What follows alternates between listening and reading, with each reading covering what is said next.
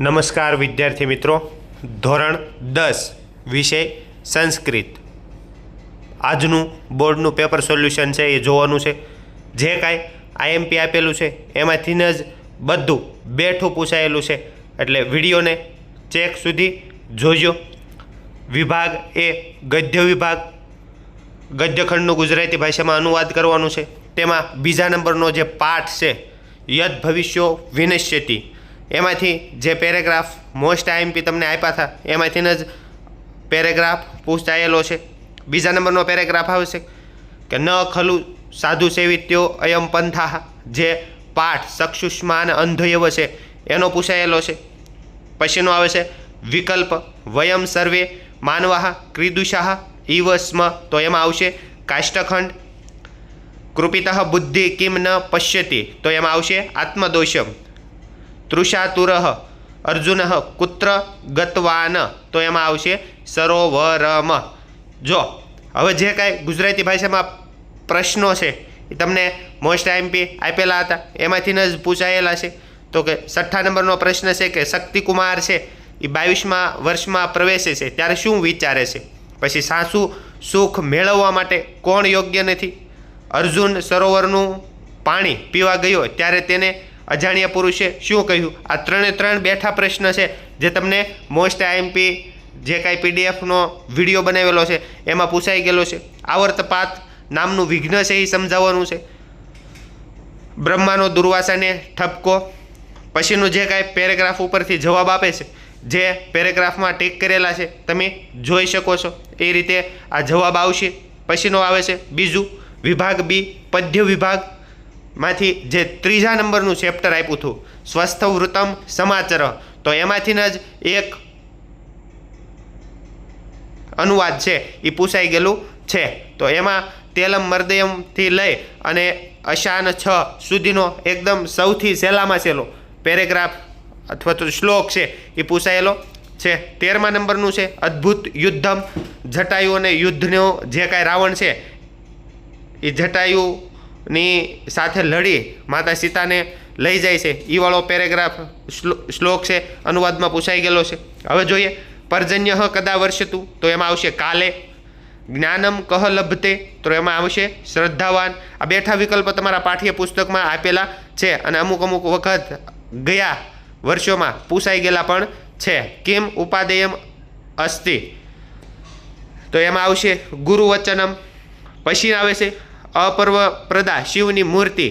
પ ફ બ ભ મ એમ પ વર્ગથી અથવા તો 5 વર્ગથી રચાયેલી છે, તો એમાં આવશે પિનાક, ફણી, બાલેન્દુ, ભસ્મ, મંદાકિની, જે તમારે સમજાવવાનું રહેશે. પતિ પ્રત્યે પત્નીએ કેવી વાણી ઉચ્ચારવી જોઈએ, તો એમાં આવશે મધુર અને શાંતિપૂર્ણ. કઈ કઈ પરિસ્થિતિમાં ભક્ત માતાને રક્ષણ કરવા પ્રાર્થે છે, તો કે મુશ્કેલીમાં બધી જ જગ્યાએ, પાણીમાં, જંગલમાં, આગમાં, બધી જ જગ્યાએ મનુષ્ય છે એ માતાને પ્રાર્થના કરે છે કે રક્ષણ કરવા માટે.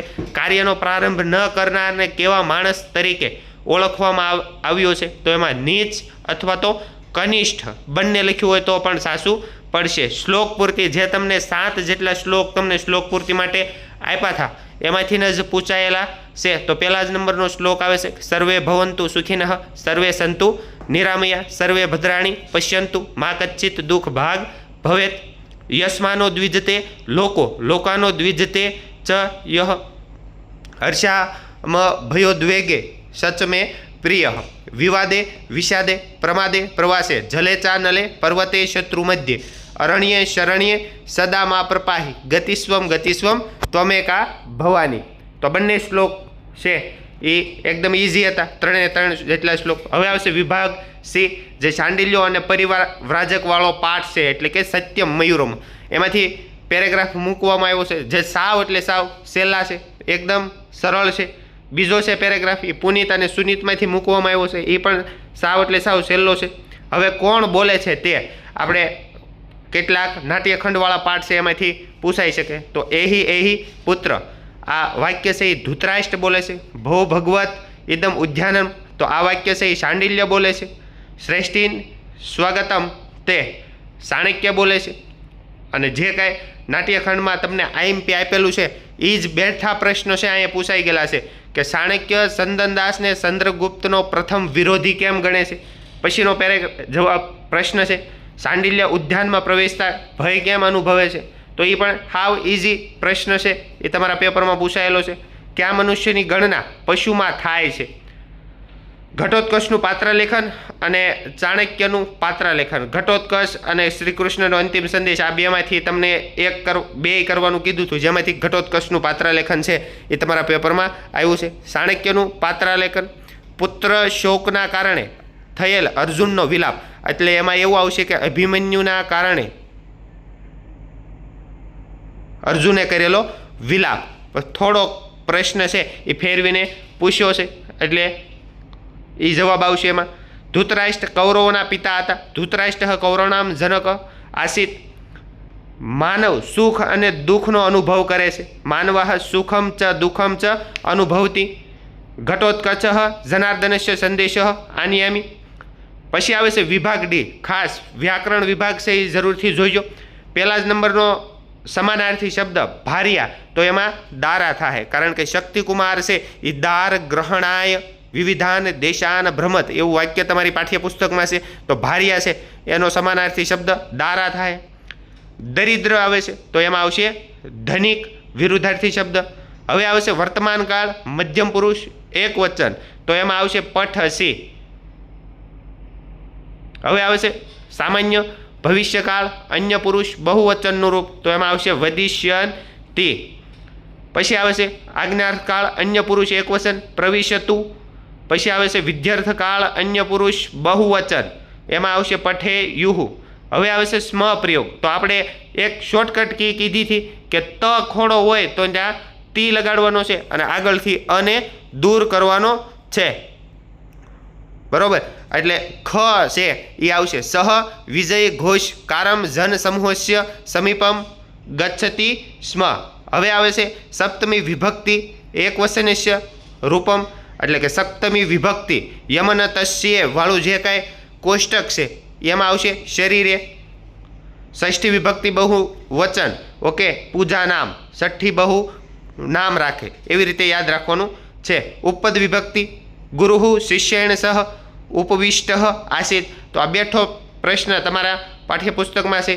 પછી આવે છે સંખ્યાપદ કૂપે ખાલી જગ્યા કન્યા દૃષ્ટવા. જ્યારે જ્યારે કન્યા આવશે, જ્યારે ત્યારે સ્ત્રીલિંગ આવશે ત્યારે એકા આવશે.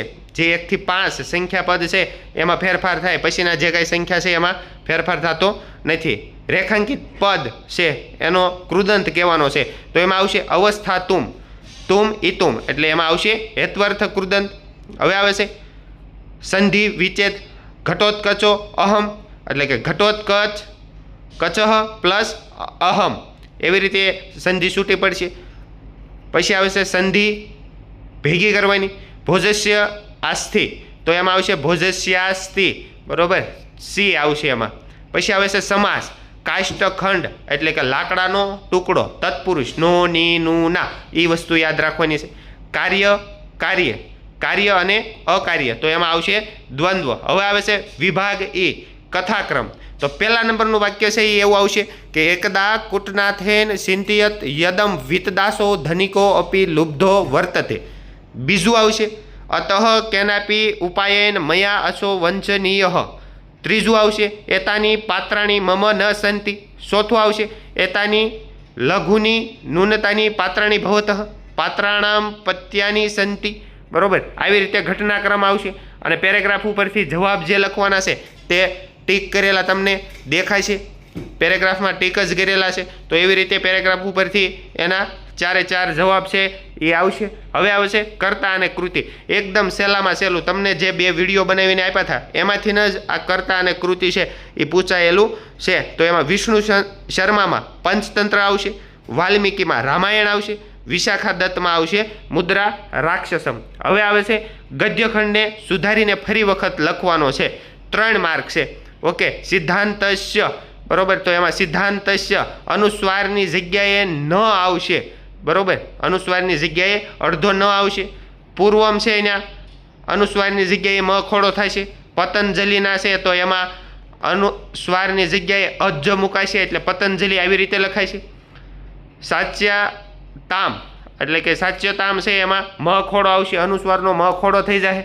અને પછીનો જે કાંઈ અર્થ વિસ્તાર છે 60મા નંબરનો, કે જેવી રીતે સોનાની 4 રીતે પરીક્ષા કરવામાં આવે છે, ઘસીને, કાપીને, તપાવીને અને ટીપીને, તેવી જ રીતે પુરુષની પણ 4 રીતે પરીક્ષા કરવામાં આવે છે. ગુણ, ચારિત્ર, કર્મ વડે પરીક્ષા થાય છે. 61મો અર્થ વિસ્તાર છે એ પણ સાવ સહેલો છે. તો આખું જ પેપર છે એ તમારા અભ્યાસક્રમમાં તમને જે કાંઈ આઈએમપી આપ્યું હતું એમાંથી બેઠું પૂછાયેલું છે. વિડીયો ગમ્યો હોય તો લાઇક, શેર અને સબસ્ક્રાઇબ કરવાનું ભૂલતા નહીં. મળીએ આગળના વિડીયોમાં. આભાર, થેન્ક યુ, ધન્યવાદ.